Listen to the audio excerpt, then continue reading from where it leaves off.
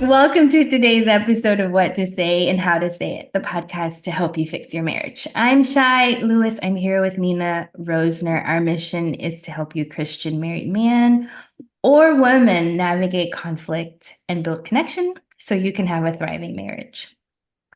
All right, so today our topic is 5 ways to overcome your fear of setting boundaries. All right, so I'm excited about this because I don't think we talk enough about what is happening in your brain or your heart or your insides, whatever you want to call it, when it's time to set a boundary. Um, to get to healthy, sometimes you got to go through the hard stuff. We all, have been there, most of us, if we've, had a hard relationship. And it can be scary when it's time to draw a line. There's a lot that happens in that. Some of it's on your side of the street, some of it's on their side of the street, some of it's both of you, and it can be a struggle. So we want to talk about what is going on in that moment today so you can move forward and become healthier. So welcome, Nina. Excited to talk to you about this today. It's one of my favorite topics, mainly because it makes such a huge difference in how a relationship lives and acts and behaves for both people in it. It's very, very healthy for both people to have boundaries. And they're not, there's a conflated idea that, you're not serving or dying to self if you have boundaries, and that's simply not true. It's a matter of respect for self and a respect for others. And a protection for the relationship. But to your point, when you start doing this, oh, it's hard. It is really hard. People struggle with especially that first one, right? And if they've been used to just kind of being a doormat for years, it's just like we do it badly. We really do. Yeah, it is hard. And, I can remember that. I felt like I wasn't going to survive the other side of it. But you know what? You do. And, you figure out that you can still live after you do the first one. So that's awesome. So before we start, I want to remind our listeners that we do have a free PDF on our website called 5 Tools for How to Stop Walking on Eggshells, which talks about this very thing. If you go to our website, greaterimpactwives.org, you can find it there and download it in your free time. All right. So let's talk about that yucky topic, boundaries, today. If you don't do this well, you can end up stuck in the same cycles you've been in and in unhealthy stuff that we want to move past. Okay, so I was thinking about how sometimes boundaries are simply just to get things going, like get some sort of reaction or action or response, really is what I'm looking for. And I had an example of that in the workplace where a particular customer just would not make a decision. We were offering this product and they had a subscription to it, and we were trying to negotiate a new price on it.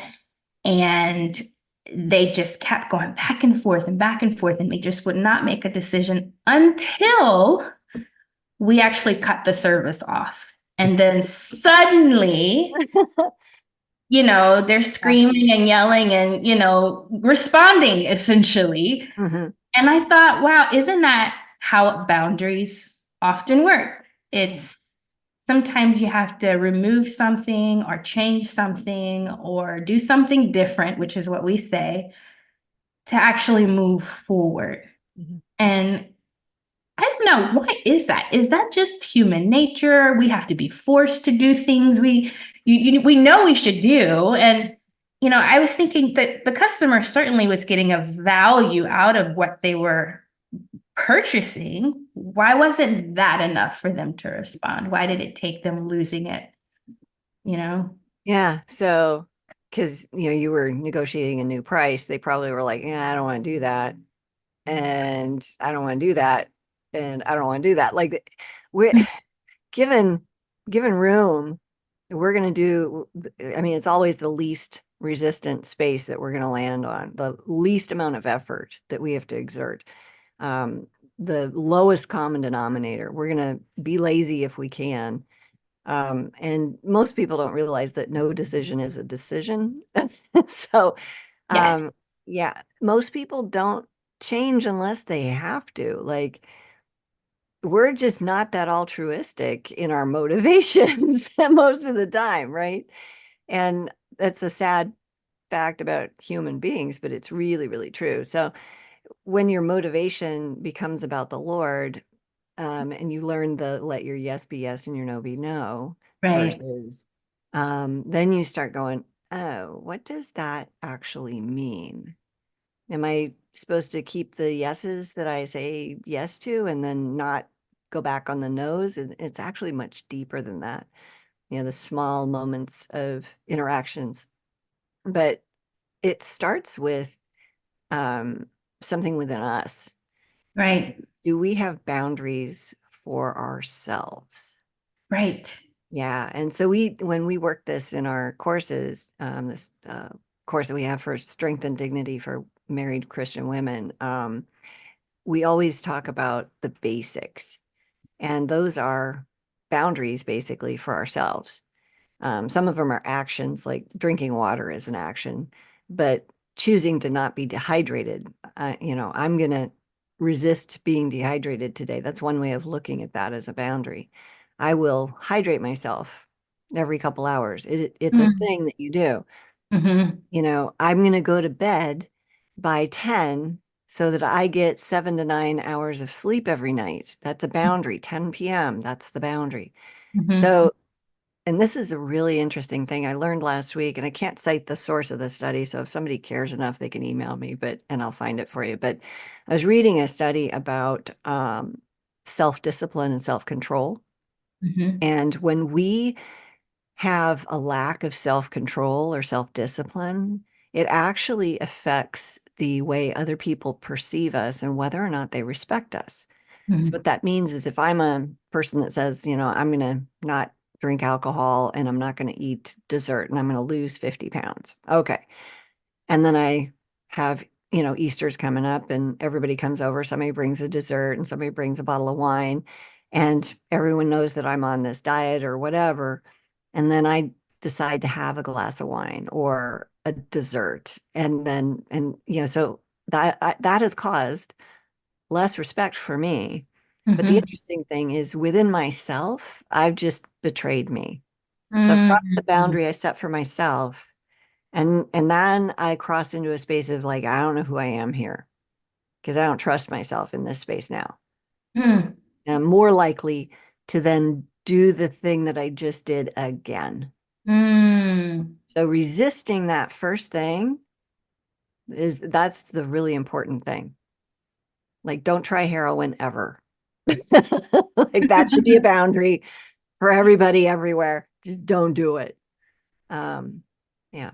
Okay, so I'm thinking about this and the thought process a person has to have in that situation. And you use the example of eating well and sleeping well. Mhm. Is it that there is a consequence that has happened in the past that's driving that decision, or is it just logic or rationale that, well, I know if I don't get at least 7 hours of sleep, I'm going to be a mean person, I like something I feel like has to have either happened or that person has to have some level of self-awareness Mhm. or wisdom, that Mhm. is ultimately driving it. Because it can't just be as simple as I'm going to wake up and eat healthy. It's, well, maybe the doctor said if I don't stop, I'm going to get sick. Yeah, it comes down to motivation, right? Yeah. So if I'm internally motivated, that's really powerful. So if I have a value system and a belief of myself that I'm a healthy person, I'm going to act in that more often than I'm not. you can, and this is weird, but you can manage your weight by telling yourself and believing that you weigh a certain amount of weight, and your body, your behavior will actually follow that if you convince yourself of that over and over and over again over months. It's Mm, the weirdest thing ever. So it comes down to, the motivation. If it's internal, you're gonna, you're gonna do that and you're gonna stick with it because it's part of your identity. Okay. mm, So mhm, as we absorb the Bible mm, and want to follow Jesus and we allow him to rule our hearts, that becomes part of our identity. And then that internal motivation then becomes who we are, right? That's the thing. What the doctor does, that's an external motivator. He's saying, you're gonna, and you're pre-diabetic, or you got heart disease, or your cholesterol's XYZ, because, and then you're like, well, you don't care enough about yourself in the first place to have gotten here, right? You don't have that value system in place in the first place. yeah, Yeah. So what happens then is then we take action for a little while because we're temporarily afraid. Um, but then what happens is we usually fall off the wagon because the motivation is external. And we right. have another appointment for 3, 4, 6 months, whatever. So we're like, yeah, I'll deal with this in a couple months, or you know what, this whatever it is I'm going to eat, the ice cream sundae tonight. It's just this one time. It's like, no, it's not. But the internal versus external motivation thing. And some people will say that God is an external motivator because the Bible's outside of us. And I get that. I understand that. But for me, if we look at the character of Christ and the Holy Spirit as our identity, that we're shaking off the new man or the old, Right, and we're right. putting on the new, that then becomes who we actually are. And we're supposed to be transformed into the mind of Christ. Mm-hmm, um, that's identity. That's who mm-hmm, I am. And mm-hmm, so if I'm looking at his behavior and his word, then that's internal to me. And I find that highly motivating. And it boils down to, what kind of person are you? Are you a healthy person or not a healthy person in this situation? And in mm-hmm, relationships, it's, are you a loving, caring, patient person? You know, mm-hmm, are you mm-hmm. ruled by the Holy Spirit more often than that? Or does somebody else's external, again, behavior determine how I'm going to act? Right. That's the thing. Yeah. I mean, ideally, we want to have it internally motivated. We Yeah. want to be internally motivated, but in the case that we aren't, yeah, people around us will let us know for sure. Okay, so let's talk about what that looks like in the relationship and how that contributes to just the hesitation around it. Mhm. So the way that you just explained it, I don't think people understand it that way. We think it's just putting up a wall and then Yeah. changing external behavior. And so I think that's probably the first reason why we don't even do boundaries well and why we hesitate to do them is because we think it's one thing and it's actually another. Yeah. Yeah. And that makes sense because, I mean, I thought that way for many, many years. And I thought they were something you put up that was a rule that you had to follow because whatever. But it's actually, boundaries are there to protect and to nurture and grow. Mm, They're the healthy thing to do. So let's take a scenario where you and your spouse are having an argument about, say, leaving shoes in the hall. And you want him to pick them up, and he's like, they're not in the way that much. And you're like, why are we having this conversation? Like, they're your shoes, just pick them up. And so you have this argument back and forth. And he's like, well, I'm not picking up my shoes. And that's his boundary, right? And her boundary may be, well, you know what? I'm going to kick them down the stairs because somebody's going to trip on these.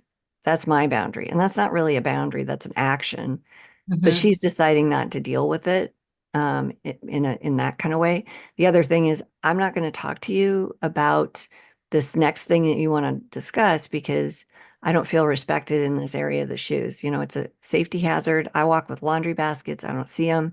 And yeah, if I understand you want to have this other conversation, I don't feel like I'm being respected on this small thing that I'm asking you to do that really anybody would do.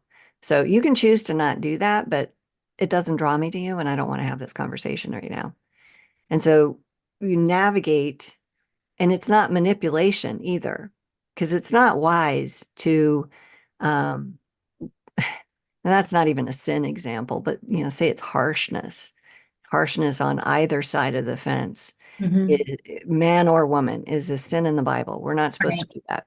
Mm-hmm. So if somebody's harsh, you if you sit there and I know people that do this, they allow someone else, their spouse, to yell at them. And here's all the faults that I see in you for so many years, for an hour and a half. Like this thing can go on, Mm-hmm. and it's not healthy. And Mm-hmm. so a healthy response would be, hey, I love you. And it seems like you're upset about a lot of things. I'm happy to talk about the thing that you started with, which was, what I said to you this morning. um, I'm not going to do the rest of this. So can we stay on the topic with that? And then you have to navigate that, because if they say yes, then okay, then you hear that out, you stay on that topic, you deal with that.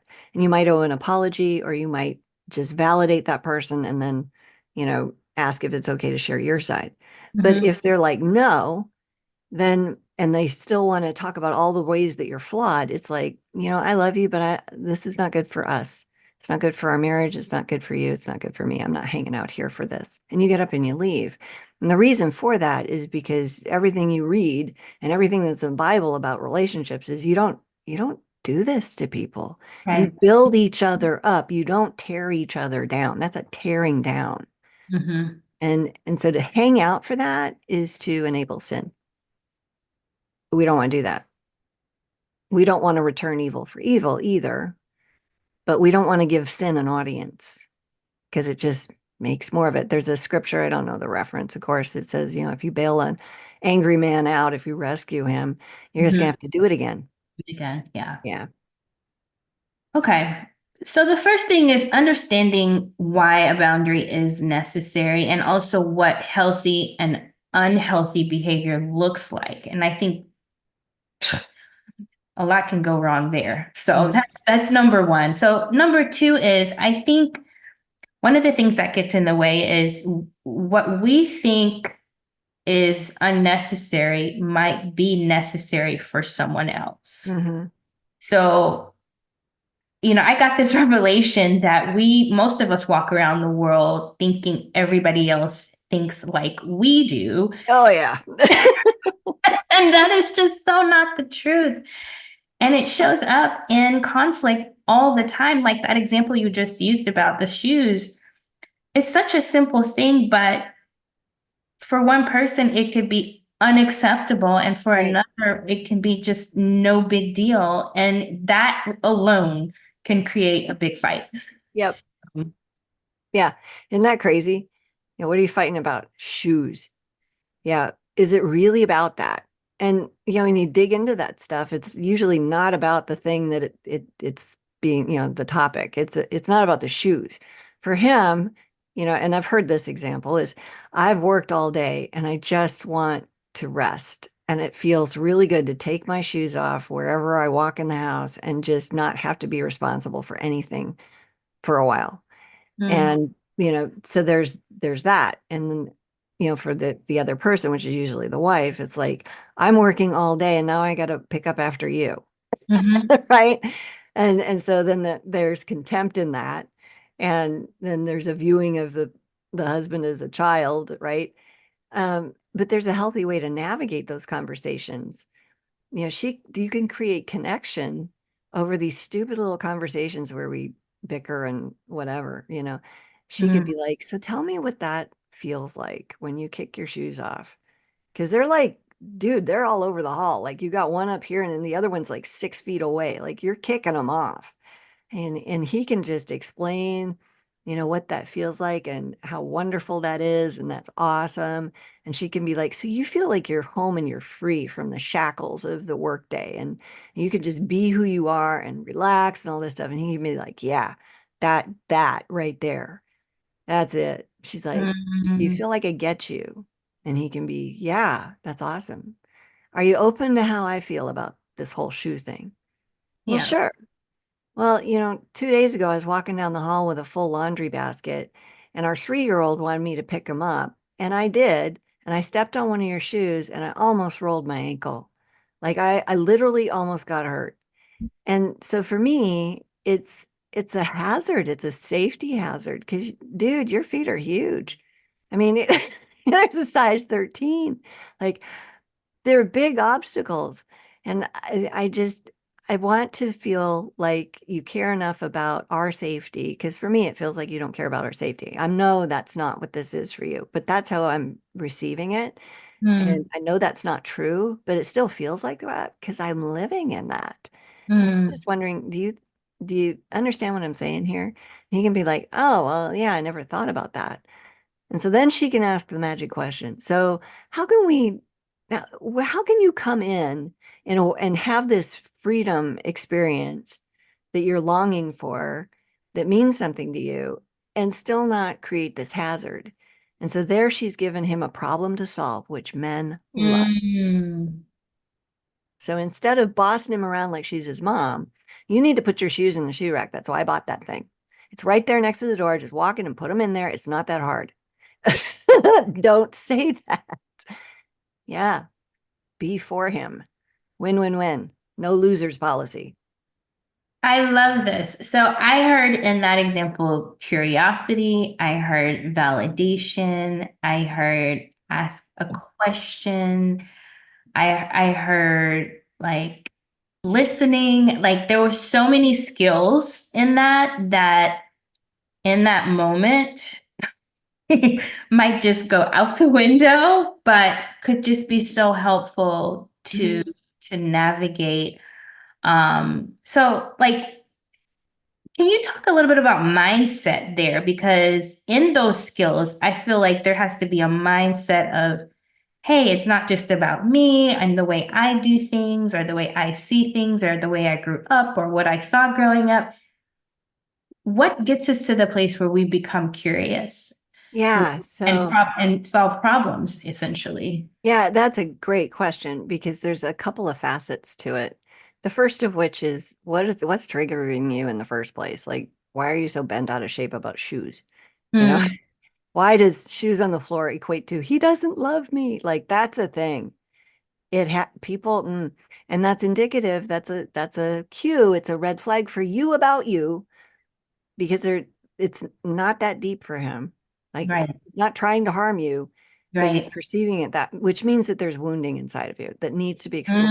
Lord. Mm, Okay, so listening and healing prayer and doing some therapy around what's wrong with me that I take so many things so personally. Like that's the thing.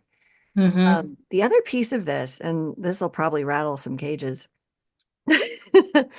um, directive behavior is masculine, and very few women know what it is to have feminine energy. mm-hmm, Feminine energy is helpful. The teaching of kindness is on her tongue. mm-hmm, It's gentle, it's sweet, it brings out the best in someone else. And knowing that men need to solve problems, and that's one of the ways they feel valued, she doesn't have to be in control of every little thing, right? She allows her husband the space to, it's his thing. Like he wants this little experience of freedom when he's done with work. He's kicking his shoes off. Like he needs to solve that in a way that mm-hmm. also works for her. And she can create some caring in him about it if she's not his mother. Like, what a stupid idea to chastise your husband for a behavior. And yeah, we've all done it. It doesn't work, right? It just doesn't work. What does work is drawing him out, understanding the reason that he does what he does, because men always have a reason, and then asking him, how could we do this in a way that also works to solve this problem that he may not be even aware of? Most men all of the men that I've worked with are not malicious, malevolent creatures that want to harm others. Like they just, most of them are like, I didn't know that. No, yeah. Mhm. Yeah, that's awesome. All right. So that brings us to number three. What if you're just one of those people that you just don't like conflict, you don't like space, it scares the living heck out of you? Is that kind of to your point, a wounding issue within us that maybe needs to be dealt with in order to move forward? Talk about that a little bit when we're afraid. Yeah. Why are we afraid? Mhm. Yeah. So something's happened that has taught us that conflict is something to be avoided at all costs. You know, the walking on eggshells thing, Mm, hence the PDF on our website. Yeah, greaterimpact.org. You got to go get that thing because yeah, it's good. But we're signing up for something and we don't know we're signing up for it when we choose to avoid conflict. And it doesn't happen right away. Um, but we're picking resentment. We're picking mm, visibility and we're not picking God's best. So men and women are radically different for a reason. The two of us in a marriage are supposed to create an outcome that is God's outcome, right? right. No matter what we're talking about. Mm, Well, if and women are usually the ones that do this, but I see men doing it now too, because of cultural things. But if we just avoid conflict and just, well, whatever you want to do, honey, like we're lying, so that's sin. Lying to ourselves, lying to them, because we actually do have an opinion, but boy, it's too expensive relationally to maybe put that out there. I'm too scared. Like he tells us, be strong and courageous. Like, stop yep. that. Right? Do the hard thing. And then we don't have the skills, but before we can even use the skills is we got to deal with what's in us because we'll flood and we'll have a problem. We won't even be able to access those skills. Yeah. It's so true. It's like there's so much in the way of the forward movement that has to be dealt with first. And the other thing too is, and this brings me to our last point, which is we don't trust God to move through the thing that we're afraid of because we're Mhm. so afraid of it. We can't even imagine God will use it for good. Mhm. And and so that's a thing. Like that's a huge obstacle that has to be removed in order to move forward because if you just remain in that place where you're afraid and you're avoiding conflict, you're missing out on the good stuff, you Right. know, you really are. And a lot of times we forget that God is bigger than the thing. Yes. He's bigger than the thing. Whatever that thing is, whether it's the fear of backlash, the fear of separation, what people hating you, God's bigger than all of that and can use that for you. Likely will use it for you and getting to a place where you're stronger in him Mhm. and you know who you are in him and those things become smaller and smaller. So, Yeah, you are so right about that. And what we don't realize when we get married is that we both need to grow up. mm, Women get the blessing of, the fast track when you have a child. Because if you don't grow up immediately and die to self, your kid will die. Like you've got to, you're up, you're feeding it, it's crying.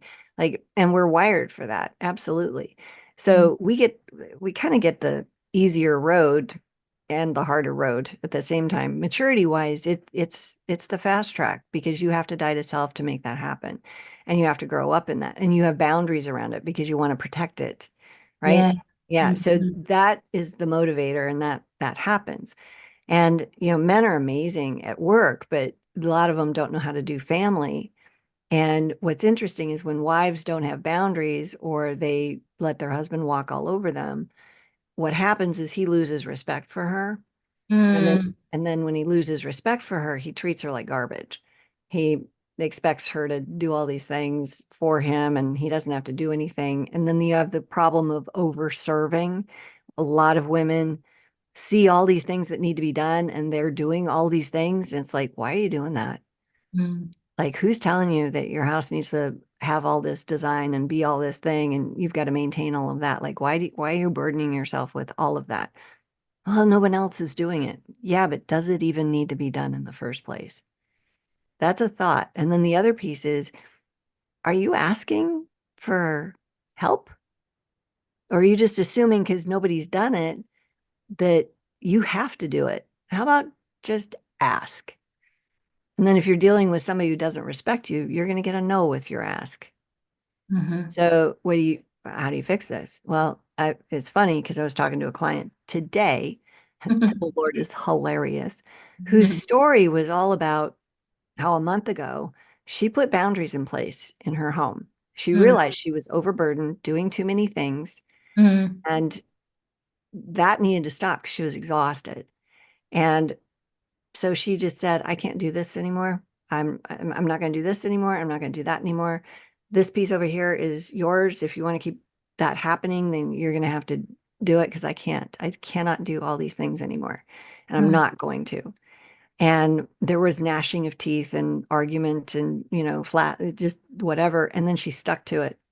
mm, And that's the key is that you have to be consistent. Otherwise, you cause that it looks like a lack of self-control. It looks like eating the brownie when you're on the diet. You've said, right? So then mhm. you've betrayed yourself, and then the person looks at you like, yeah, sure. And they don't respect you in that space. So being consistent, holding the line with what your yes is yes and your no is no, then creates an environment where you're starting to get respected. And that's the thing that happened for her is a month later, her marriage is totally different. It's shocking. Yeah, crazy. Like she's asking for help more. She's getting it. Sometimes things are being done that she's not even asking for. And she's learned this was a cool thing. He was folding some clothes or something. He changed it. Like, isn't that even just amazing? First of all, he was doing a chore like that. She didn't Wow. ask him to do it. I think he probably needed something out of the laundry or something. So he's doing this thing. And she said she resisted the urge to go help him with that. Mm. Wow. And I went home run. Now, if he'd asked her to help, she would have absolutely. But this is a difference between men and women because women will pitch in and will feel loved, Yeah. right? And then we Mhm. expect men to do that. But the problem with that is that when they're around us, what they're communicating intentionally, they know this. If I'm helping you, it's because I think you can't handle this. So it would have been disrespectful to him for her to start helping in that space. Wow. Yeah. That's something we don't realize is happening in the man's brain when we offer help. Hmm. Like the fact that she resisted tells me she was aware Yep. that what she would have done is go backwards, Yep. essentially. Yep. Cool, So huh? that's so cool. Yeah. Okay, so what if, this feels like you're training a puppy or something? No. I mean, I could just hear people saying that just sounds like you're just training an animal. Men are people just like we are, and certainly that it can't be that simple. It actually is. Men are very simple creatures. They don't Mm, want or need a lot. They want companionship, you know, they want a friend in us. Usually men have fewer relationships than women do. So they're looking to us for connection.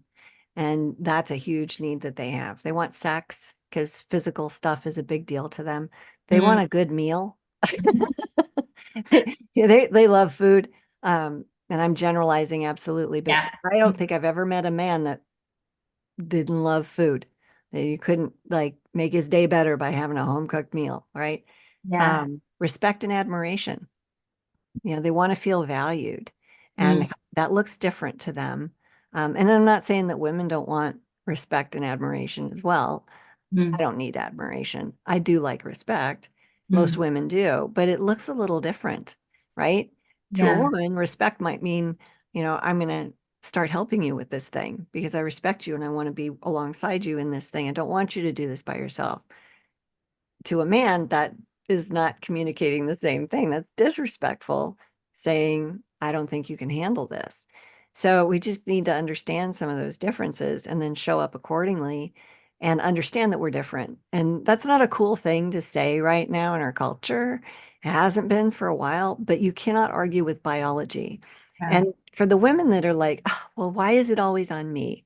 Well, hello, you're female, you're wired for this. You talk about relationship stuff most of the time. Most of your communication is like that. Men are talking about systems, fixing problems. That's what they're not talking about relationships. They're not. And so are you going to complain that you're the one that has to be pregnant? Why do I have to have the baby? Like, you're female, this is what we're wired for. This is our superpower.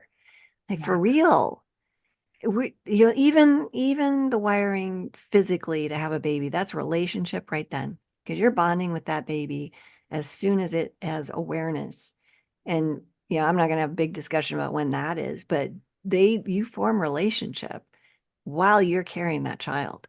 And there's all sorts of science now around all that, but we're relational. We need to act in it. Femininity is our superpower, and I don't think we know what that looks like. We're directive and talk like men too much, and I struggle with that too sometimes because corporate America, that's been there for a long time, many years ago.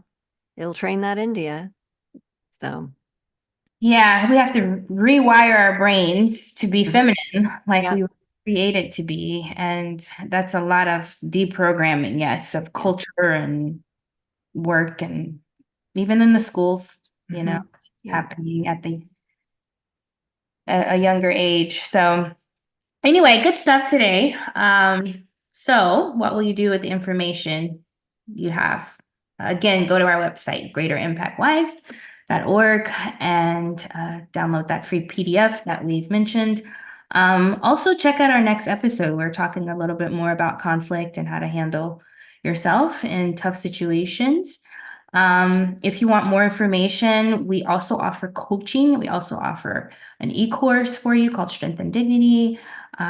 So lots of goodies available for you. And thanks for hanging out with us today. We'll see you next time.